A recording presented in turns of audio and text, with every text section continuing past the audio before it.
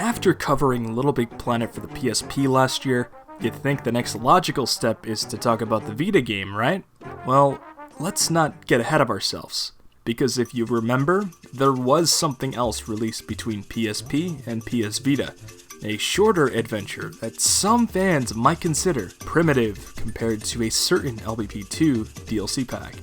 Yeah, that's right, Sackboy's Prehistoric Moves. Greetings, people of March 2010. Kevin Butler here, coming to you from the future.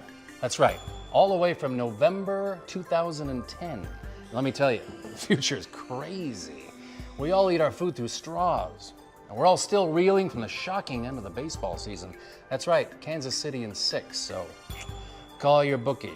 And of course, the arrival of the future of gaming, the PlayStation Move, which has been an incredible success, so thank you.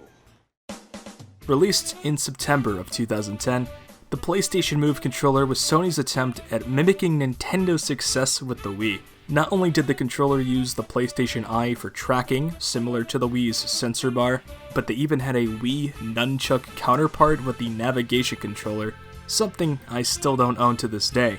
It's obvious Sony wanted to appeal to a more casual audience with the Move, even marketing it as this controller that would change everything. They thought it would change everything. It didn't. But to help push the PS Move at launch, Sony made a few commercials featuring fictional Sony CEO Kevin Butler just throwing shade at not only the Wii, but the Xbox Kinect, which I admit is pretty funny. I mean, come on. Who wants to pretend their hand is a gun? What is this, 3rd grade? Woo! Woo! Woo! Woo! It sucks to know this man was sued by Sony for appearing in a Nintendo commercial back in the day. I got a PS3 a whole year after the Move released, so I wasn't exactly keeping up with this so-called revolutionary device back in 2010. But after looking through E3 press conferences, articles, and rant videos, it seems to me that there wasn't much hype or fanfare surrounding it. Motion controls during this time started to be seen as more of a fad or a gimmick, and it didn't help that one of the PS Move's biggest downfalls was of course the lack of appealing exclusives. There wasn't a whole lot at launch, and there wasn't a whole lot afterwards either. A lot of games would end up having exclusive PS Move content, but it would usually be smaller scale and often shoehorned in. One of the more intriguing exclusives though, just because of LittleBigPlanet's immense popularity at the time, was Sackboy's Prehistoric Moves, a LittleBigPlanet spin-off announced in a PlayStation blog. From the very beginning, this was meant to be a lower effort side game, specifically made to show off the new Move controller's capabilities. It was released as a digital-only title in December of 2010 at around $6 here in the US. But if you were a PS Plus member and lived in Europe, you actually got Prehistoric Moves for free on December 8th. And for people who bought LittleBigPlanet 2 at launch, they also happened to get the game as a pack-in bonus.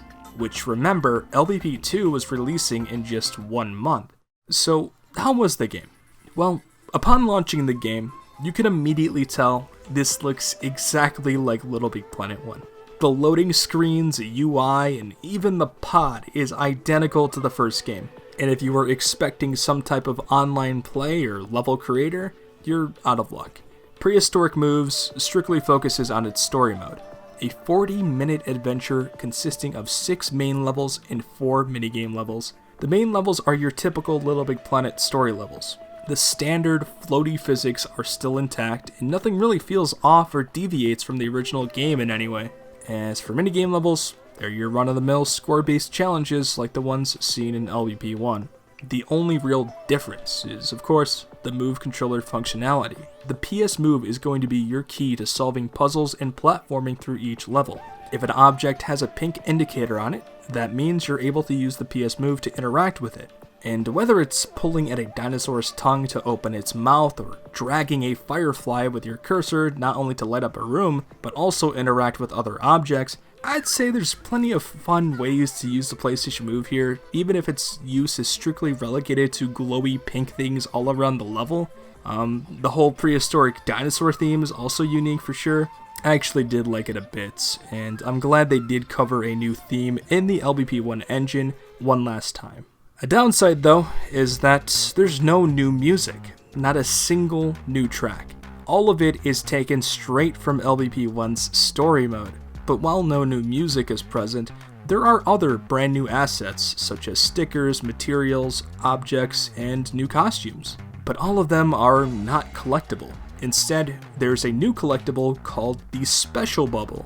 When all 25 special bubbles are collected, you get a gold trophy, but nothing else. And all of those new costumes, well, they're unlocked from the start. I get that this was marketed as more of a tech demo for PlayStation Move and all, but this would have been a neat last DLC pack for LBP1. Not only does it make a bit more sense as DLC in my opinion, but just like the PSP version of LBP, this game's content was just begging to be brought over to the mainline games. Thankfully, all that stuff was eventually released in a DLC pack called the Prehistoric Assets Pack.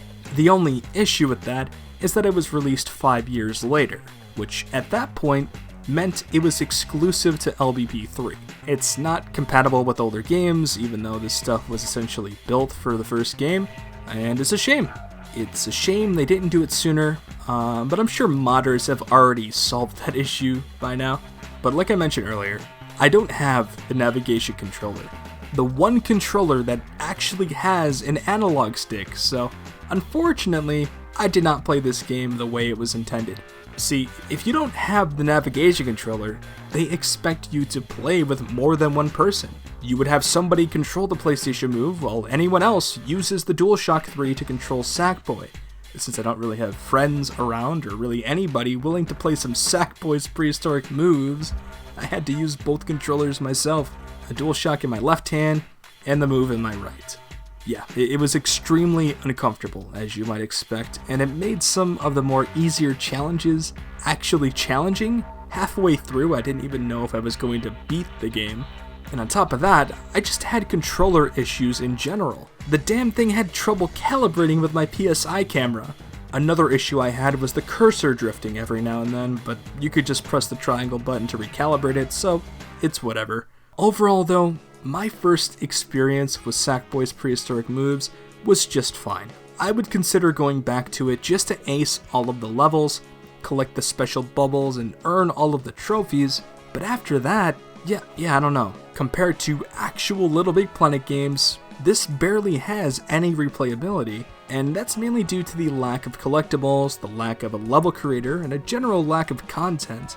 The level design and puzzles, while fun, were also pretty simple and followed a very similar formula. It's not a bad game, especially for what it is, being a tech demo for PlayStation Move and whatnot, but at $6, is it worth it? Should you buy it today? Well, I would have probably said no, especially if you don't have a navigation controller. But at the time of making this retrospective, Sony announced that the PS3 store is basically getting taken down.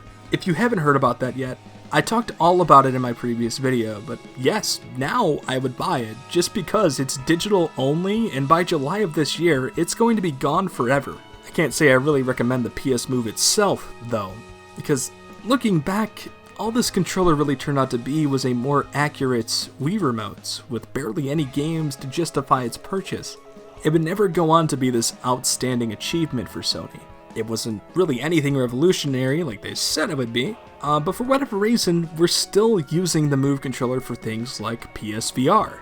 Yeah, somehow it lived on past the PS3 and is currently being used for PSVR titles, and those titles can be played on PS5, the current generation. Somehow, the PlayStation Move lived longer than the Vita. Let's think about that.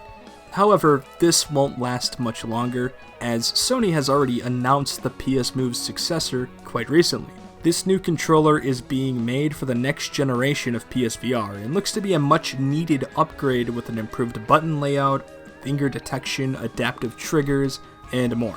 It's only a matter of time before the Move dies out completely, and I couldn't be more happier, honestly. Not because I hate the idea of motion controls, it's just that this specific controller is old, it's outdated, it needs to go.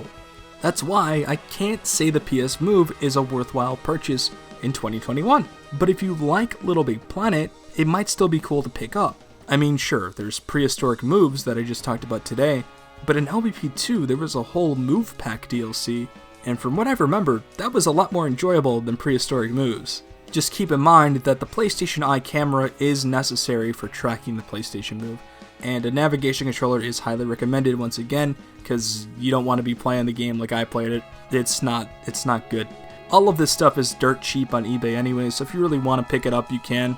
And I almost forgot to mention this, but they even kind of teased that LBP2 move pack at the end of Prehistoric Moves. So yeah, they were building up to that for, what, like 8 months? Who knows though, I might talk about that pack one day. I might talk about DLC packs in general one day, but we'll see. Because I don't own all of them, and a few of those packs are already delisted. I don't know how I would even get access to those older packs that I don't have, like the Disney ones and the Nickelodeon ones. But April Fools! This was a heck of a joke I decided to pull. A funny joke I played on absolutely everyone, including myself. Trust me, I really enjoyed searching my entire house for a PlayStation Eye camera, just to make this video. It was real fun. But hey, now I have no choice but to make that Vita video now, right? That's funny. Goodbye.